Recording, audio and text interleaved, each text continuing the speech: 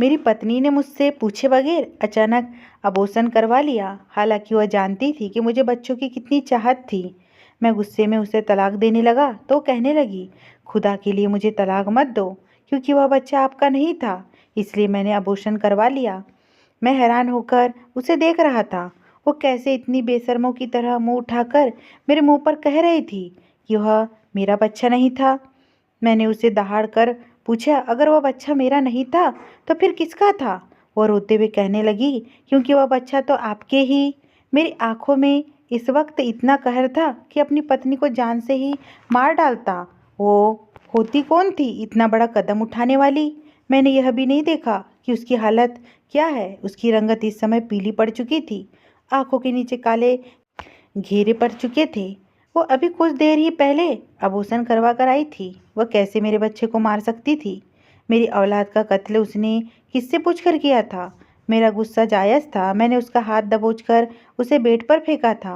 वो करहा कर रह गई थी, पहले ही तकलीफ में थी और मेरे फेंकने पर दर्द से बिलबिला उठी थी। मैं उस दिन अपने ऑफिस में था कि अचानक से मेरे बॉस को एंजाइना का दर्द हुआ था। मैं और दूसरे कलीग उन्हें अस्पताल ले गए। बॉस का बीपी बढ़ गया था। हम सब इसी भाग दौड़ में लगे हुए थे। मैंने मेडिसिन ली और बाजू के कमरे में देने के लिए जाने लगा कि अचानक मुझे मेरी पत्नी सामने एक लेडी डॉक्टर के पास खड़ी नजर आई। उसकी प्रेगनेंसी का चौथा महीना लगा हुआ था। मुझे लगा शायद अपने चेकअप के लिए आई होगी। मेरे बॉस के मेडिसिन अपने दोस्त को पकड़ा दी और कहा कि मैं अपनी पत्नी के साथ घर जा रहा हूँ। वैसे भी बॉस की तबीयत अब पहले से ठीक हो चुकी थी। मैं सुहानी की तरफ बढ़ने लगा। मेरी पत्नी सुहानी की पीठ मेरी तरफ थी। इससे पहले कि मैं उसके पास पहुंचता, सुहानी की बात सुनकर मेरे पाँव वहीं जम गए थे। पहले तो मुझे अपने कानों पर विश्वास नहीं आ रहा था। अभी कुछ दिन पहले ही तो मैं उसके साथ उसका चेकअप कराने आया था। अल्ट्रासाउंड में पता चला कि बेटा है। माँ भाई सब घर वाले कितने खुश थे। आज वो डॉक्टर से कह रही थी कि आपका बहुत धन्यवाद कि आपने मुझे इस मुसीबत से छुटकारा दिलवा दिया। आपको नहीं पता, यह बच्चा मेरे लिए किसी तकलीफ का कारण था। मैं इससे छुटकारा पाकर बहुत सुकून से हूँ। आपने मेरा अबॉर्शन करके मुझ पर बहुत एहसान किया है। शब्द थे या कोई बम फटा था मेरे ऊपर? क्या मेरा बच्चा उसके लिए मुसीबत था? मैंने उसके शरीर की तरफ देखा तो मेरा दिल धक से रह गया था। वो मेरे बच्चे को मार चुकी थी, मगर क्यों? उसने क्यों मेरे बेटे को दुनिया में आने से पहले ही खत्म कर डाला? मैं गुस्से से उसकी तरफ बढ़ा था, उसका हाथ पकड़कर उसे अपनी तरफ किया। वो मुझे देखकर एकदम घबरा गई थी, रंगत सफ़ेद पड़ गई थी, वो बदहवास हो गई थी। मैंने कहा, तुमने अपना अबॉर्शन करवाया है, मेरे बच्चे को तुम कैसे मार सकती हो? मेरा गुस्से के मारे बुरा हाल था। मेरा जी चाह रहा था कि सुहानी का गला दबा दूं। मैंने सुहानी का हाथ पकड़ा और तेज कदम बढ़ाता हुआ उसे अस्पताल से बाहर ले जाने लगा, क्योंकि मैं अस्पताल में कोई तमाशा नहीं करना चाहता था। वो बार बार मुझसे कह रही थी कि मैं इतना तेज नहीं चल सकती, मेरी कंडीशन ठीक नहीं है। लेकिन जो काम उसने किया था वह सब मैं कैसे बर्दाश्त कर सकता था? घर लाकर मैंने उसे सीधा कमरे में ले गया और गुस्से के मारे उसे बेड पर धकेला था। मैंने कहा, तुम्हें शर्म नहीं आई अपने ही बच्चे का कत्ल करते हुए? वो रोने लगी, कहने लगी, हाँ नहीं आई मुझे शर्म, मुझे जरा भी दया नहीं आई उस बच्चे को मारते हुए। वो बच्चा नहीं था, पल पल मेरी तकलीफ का कारण था। मुझे पल पल की मौत मार रहा था। मैं अंदर ही अंदर घुट रही थी। उसको अपने शरीर में पालते हुए मुझे उसकी बात सुनकर बहुत गुस्सा आया। मैंने उसके दोनों जबड़ों को अपने हाथों में सख्ती से दबोचकर कहा, मेरा बच्चा तकलीफ में था और तुम्हारे लिए मेरी मोहब्बत, मेरी चाहत तुम्हें तकलीफ दे रही थी। अपने वजूद में तुमने मेरे बच्चे की जान ले ली। मेरी बात पर वो चिल्लाकर बोली, नहीं था वो आपका बच्चा, आपका बच्चा नहीं था वो तो आपके। और वो सच मैंने अपनी पत्नी सुहानी के मुंह से सुना था। मेरे दिमाग में धमाके से होने लगे थे। मुझे हर वो बात याद आने लगी थी। मेरा संबंध गांव के एक सरदार कबीले से था। मैं अपने माँ बाप का बड़ा बेटा था। मेरा एक ही छोटा भाई था जो हम सबको जान से प्यारा था। मुझसे 10 साल छोटा था और सिर्फ 19 साल का था। एक दिन मेरे माँ बाप ने मेरी शादी की बात की तो मैं टाल ना सका, लेकिन मैंने उनसे अपनी पसंद का इजहार किया कि मैं लड़की पहले से ही पसंद कर चुका हूँ, तो उन्होंने भी इनकार नहीं किया। मेरी पसंद की लड़की को बहू बनाने पर खुशी खुशी राजी हो गए। अगले ही दिन वो लोग मेरा रिश्ता लेकर सरदार के पास गए तो उन्होंने इस रिश्ते पर राजी खुशी इजहार किया था।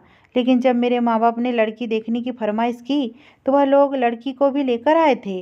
लड़की मेरे माँ बाप को पहली नज़र में ही पसंद आ गई थी और दूसरी वजह यह थी कि वो लोग भी हमारी तरह सरदार कबीले से संबंध रखते थे। इसी वजह से शादी में कोई प्रॉब्लम नहीं हुई थी और कुछ दिनों में दूसरे सरदार कबीले की बेटी से मेरी शादी हो गई थी। सरदार की बेटी बेहद खूबसूरत थी। जब मैंने पहली बार उसे देखा तभी उस पर अपना दिल हार बैठा था और अब तो वो मेरी मलिकियत में थी। मैं उसे दुनिया जहान की हर खुशी देना चाहता था। अभी हमारी शादी को पहला दिन था और जब मैं कमरे में आया तो मेरी पत्नी सुहानी बहुत ज़्यादा घबराई हुई थी। मुझे लगा शायद शादी का पहला दिन है इसलिए घबरा रही है, लेकिन जैसे ही मैं उसके पास गया, उसका हाथ पकड़ा तो मेरा हाथ झटकते हुए मुझसे यूं दूर हुई जैसे मुझ में कोई छूत की बीमारी हो। शादी की पहली रात नई नवेली दुल्हन का यह रूप देखकर मैं बेहद हैरान था, क्योंकि वो मुझे देखकर बहुत ज़्यादा डर गई थी। मुझे लगा शायद नेचुरल शर्म झिझक के कारण ऐसा हो रहा है।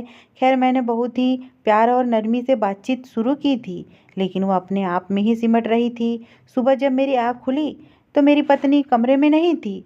समय देखा तो अभी सुबह के 6 बजे थे। मैं परेशानी से उठा बैठा कि आखिर इतनी सुबह सुबह कहाँ जा सकती है। मैं कमरे से बाहर आया, लगभग सारी हवेली में निगाह दौड़ाई, लेकिन वो मुझे कहीं पे भी नजर नहीं आई। मैं अपने कमरे में वापस आ गया। सोचा फ्रेश होकर उसे हवेली में इधर उधर देखता हूँ, लेकिन अभी इससे पहले मैं उसे ढूंढने के लिए जाता, वह डरी सहमी सी खुद ही कमरे में आई थी। मुझे देखकर और भी ज़्यादा घबरा गई। उसका चेहरा पीला पड़ गया था। मैं हैरान हुआ कि वह सुबह सुबह कहाँ से आ रही है और इतना परेशान क्यों है। मैंने उसे प्यार से पूछा तो उसने कहा कि वह चलकदमी की आदी है और बाहर बगीचे में गई थी और वहाँ हवेली की रखवाली के लिए जो चीते रखे हैं उन्हें देखकर डर गई थी। वो चीते अभी कुछ दिन पहले ही मेरे छोटे भाई ने अपने शौक के खातिर मंगवाए थे और उन्हें पिंजरे में रखा था। उसकी बात सुनकर मैंने उसे तसल्ली दी और उसे विश्वास दिलाया कि वो उसे कोई नुकसान नहीं पहुंचाएंगे। वो मेरी बात मान गई और मेरे लिए नाश्ता लेने चली गई। सुहानी नाश्ता लेकर आई तो उसके चेहरे पर पसीने की बूंदें देखकर मैं हैरान हो गया था। वो हाँफ रही थी। ऐसा लग रहा था जैसे कितना लंबा सफ़र तय करके आई हो। मैं उसकी हालत देखकर परेशान हो गया। मैं उसके हाथ से नाश्ता ले लिया। नाश्ता देखने ही मैं पहचान गया था कि नाश्ता उसने नहीं बनाया होगा, क्योंकि घर में खानसामा मौजूद थे और घर की औरतों का काम सिर्फ घर के मर्दों को लाकर सर्व करना ही था। उस वक्त उसने तो नाश्ता नहीं बनाया था, मैं देखकर ही पहचान गया था, लेकिन सिर्फ खाना लाने में ही इतना हाँफ गई थी। मैंने उससे पूछा, क्या हुआ है, तुम इतनी डरी क्यों लग रही हो। मैं समझ नहीं पा रहा था कि आखिर उसे हुआ क्या है। वो कोई पहली लड़की तो नहीं थी कि जिसकी शादी हुई थी और यहाँ उसे मैं किसी तरह की कोई तकलीफ नहीं होने देता था, लेकिन उसके बावजूद भी उसका व्यवहार बेहद अजीब था। उसने मुझे कुछ नहीं बताया, चुपचाप कमरे में चली गई। शादी को 1 महीना गुजर चुका था, लेकिन सुहानी का व्यवहार अब तक पहले दिन जैसा ही था। मैं समझ नहीं पा रहा था कि आखिर वो ये सब क्यों कर रही है, किस चीज़ का डर है उसे। मेरा व्यवहार तो उससे बहुत अच्छा था। मेरी माँ भी आम रिवायती सास नहीं थी। फिर सुहानी का डरा सहमा रहना मेरी समझ से बाहर था। एक दिन रात का तीसरा पहर था जब अचानक से मेरी आँख खुल गई। मैंने देखा सुहानी कमरे में नहीं थी। मैंने समय देखा तो मुझे झटका लगा, क्योंकि रात के 3 बज रहे थे। रात के इस पहर भला वो कहाँ जा सकती थी, ये सोचकर मेरा दिमाग फटने लगा था। मैं अपने कमरे से बाहर निकला और पूरी हवेली छान मारी, लेकिन जैसे ही मैं वापस कमरे की तरफ जाने लगा तो सामने का मंजर देखकर मेरे पैरों तले से जमीन सरक गई थी, क्योंकि रात के इस पहर वो मेरे छोटे भाई के कमरे से निकल रही थी। मुझे हैरानी हो रही थी, वो रात के इस समय उसके कमरे में क्या लेने गई थी। वो मेरे पास आई और मुझे देखते ही उसके चेहरे का रंग भी उड़ गया था। मैं तो उसकी हालत देखकर परेशान हो गया था। खैर, जो भी था वो मेरी पत्नी थी और मैं उस पर शक नहीं कर सकता था। फिर मुझे सबसे ज़्यादा अपने छोटे भाई पर भरोसा था। मैं उसको लिए अपने कमरे में आ गया। उसे बेड पर बिठाते हुए उसे पानी का गिलास दिया। उसने पानी का गिलास ओठों से लगाया तो वह एक ही सांस में सारा पानी पी गई थी। फिर मैंने उसे प्यार से पूछा कि तुम रात के इस समय मेरे भाई के कमरे में क्यों गई थी। मेरी बात सुनकर वो मुझे देखने लगी और फिर उसने अपना मोबाइल मेरे सामने कर दिया, जिसमें मेरे भाई का मैसेज था। उसका सर दर्द कर रहा था और अम्मा इस वक्त सो चुकी थी। घर वाले सब सोए हुए थे। इसी वजह से उसने अपनी भाभी से दवाई और दूध का गिलास मंगवाया था, इसलिए उसे दूध और दवाई देने गई थी। मैं मैसेज देखकर अपनी सोच पर लानत भेजी और अपनी बीवी को कहा कि आगे कहीं पे जाए तो मुझे बता कर जाए, क्योंकि मैं परेशान हो जाता हूँ। मुझे उससे बेहद मोहब्बत थी। मैं शक करके अपनी और उसकी ज़िंदगी की खुशियाँ ख़राब नहीं करना चाहता था। फिर मेरा छोटा भाई भी उसे अपनी बड़ी बहन ही समझता था, लेकिन शायद कुछ चीज़ें मर्दों की नेचुरल होती है और वो कभी नहीं बदलती। उस दिन के बाद से ना जाने क्यों मेरे दिमाग में अजीब सी सोचों ने घर कर लिया था। सिर्फ ये मेरी सोच तक सीमित नहीं रहा था, बल्कि आजकल सुहानी का व्यवहार मुझे शक भरा लगने लगा था। मैं देख रहा था सुहानी का मेरे छोटे भाई की तरफ कुछ ज़्यादा ही झुकाव है, लेकिन मैं बार बार इस बात को अपने दिमाग से झटकने लगा था। अभी कुछ दिन ही गुजरे थे कि एक दिन अचानक उसकी तबीयत बिगड़ गई। मैं उसे फ़ौरन अस्पताल लेकर गया, लेकिन जैसे ही डॉक्टर ने उसका चेकअप किया तो डॉक्टर खुश होते हुए बाहर आई। कहने लगी, सरदार साहब मुबारक हो। उसने खुशी की खबर सुनाई थी। मैं उसकी बात समझ गया था और इस खूबसूरत नेमत पर मैं अपनी रब का शुक्रिया अदा करने लगा। मैं अपनी बीबी को घर वापस ले आया। हवेली में जब सबको पता चला तो सब ने ही मेरी बीबी को सर आंखों पर बिठाया था। सब लोग बहुत खुश थे, लेकिन जब से यह खबर मिली थी, सुहानी पहले से भी ज़्यादा अजीब रवैया रखने लगी थी। उसने एक बार भी मुझसे अपनी खुशी का इजहार नहीं किया था, बल्कि हम सब मिलकर उसका ख्याल रखते तो इस बात को पता नहीं क्यों वो बर्दाश्त नहीं कर पाती थी और सबको कहती कि किसी को कोई ज़रूरत नहीं है उसका ख्याल रखने की, वो कोई बच्ची नहीं है, अपना ख्याल खुद रख सकती है।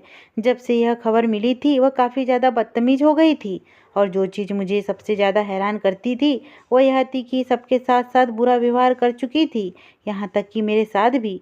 मेरी माँ ने भी दबे शब्दों में मुझे से शिकायत की थी कि अपनी बीबी पर थोड़ा ध्यान रखो, वह कुछ ज़्यादा ही बदतमीज हो रही है, लेकिन मेरे छोटे भाई के सामने वो आवाज़ तक नहीं निकालती थी।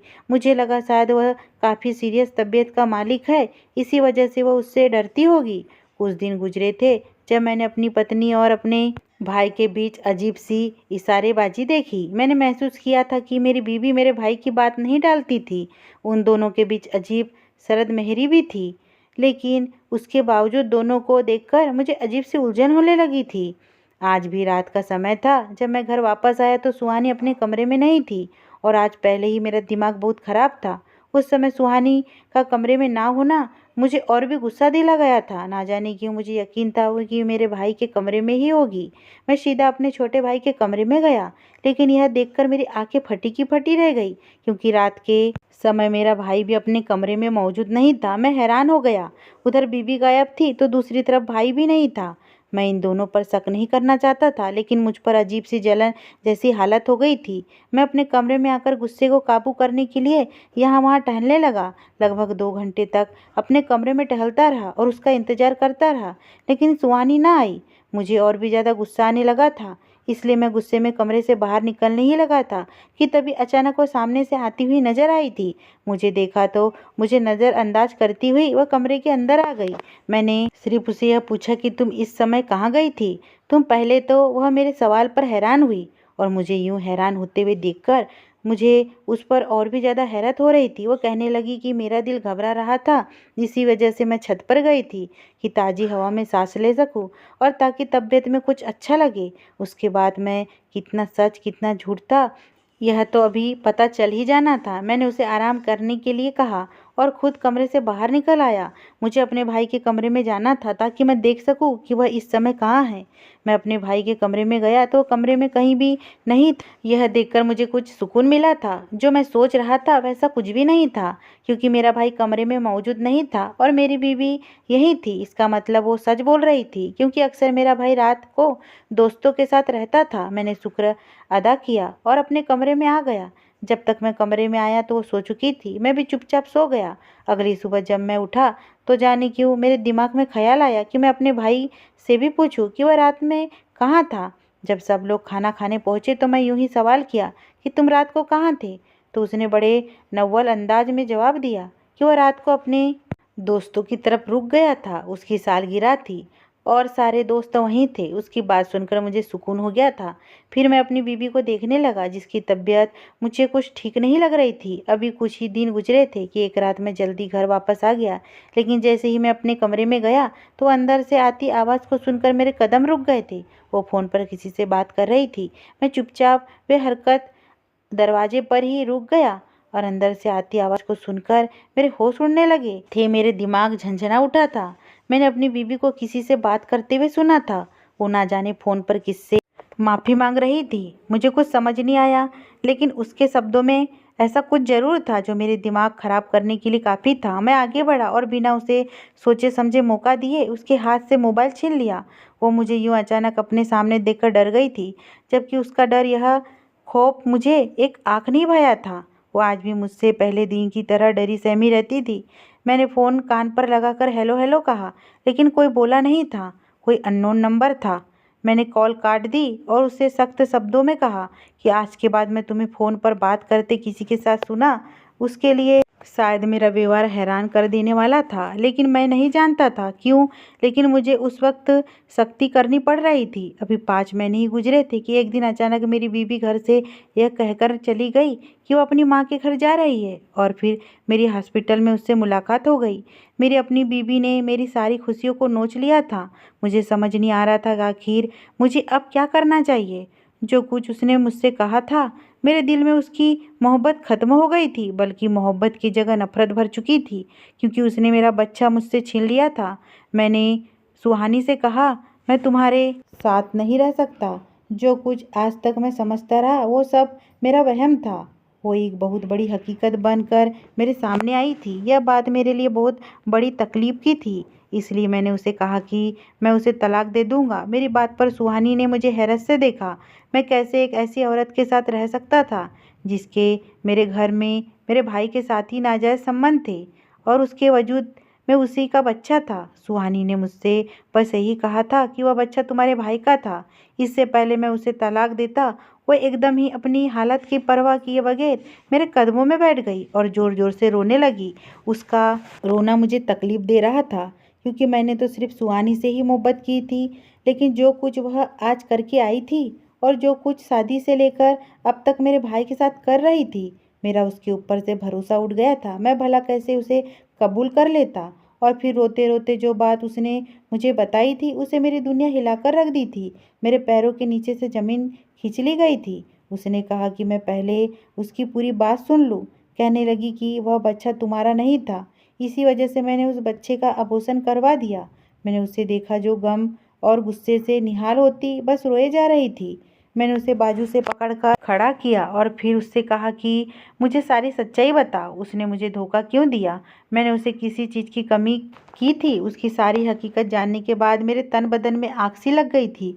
उसने मुझे बताया कि शादी से पहले किसी लड़के को पसंद करती थी और उसी से शादी भी करना चाहती थी, लेकिन वो लड़का उसे सिर्फ धोखा दे रहा था। उसके बाप को जब पता चला तो उन्होंने उससे शादी करने से साफ मना कर दिया था, और जैसे ही मेरा रिश्ता उनके पास गया तो उन्होंने फ़ौरन से मेरे रिश्ते पर हामी भरी और रिश्ते पर राज़ी हो गए, और जल्द ही हमारी शादी भी हो गई। लेकिन शादी वाले दिन वह लड़का भी वहाँ मौजूद था, और वो लड़का कोई और नहीं बल्कि मेरे भाई का दोस्त था। मेरे भाई ने इस बात का नाजायज़ फ़ायदा उठाया और मेरी बीवी को ब्लैकमेल करने लगा। वो शादी के बाद सब कुछ भूल चुकी थी, मेरी वफादार पत्नी बनकर रहना चाहती थी, लेकिन मेरे भाई ने ऐसा होने नहीं दिया।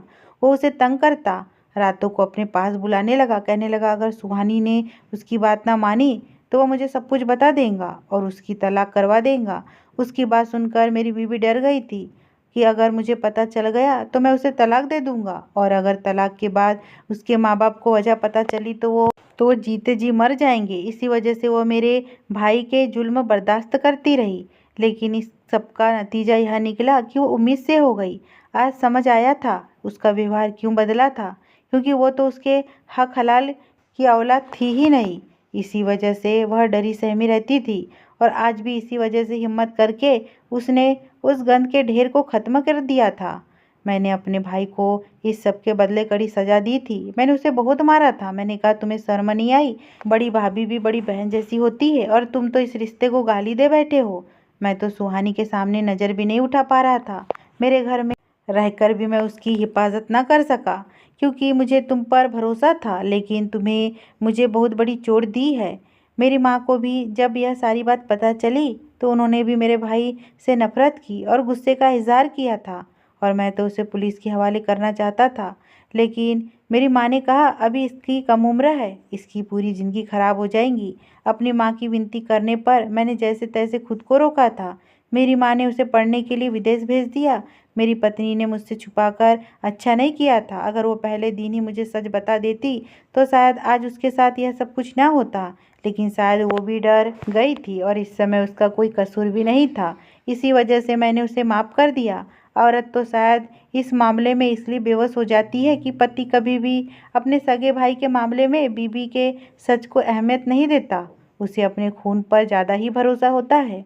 अगर ये स्टोरी आपको पसंद आई हो दोस्तों और चैनल पे नए हो तो प्लीज़ चैनल को सब्सक्राइब और वीडियो को लाइक कीजिए। धन्यवाद।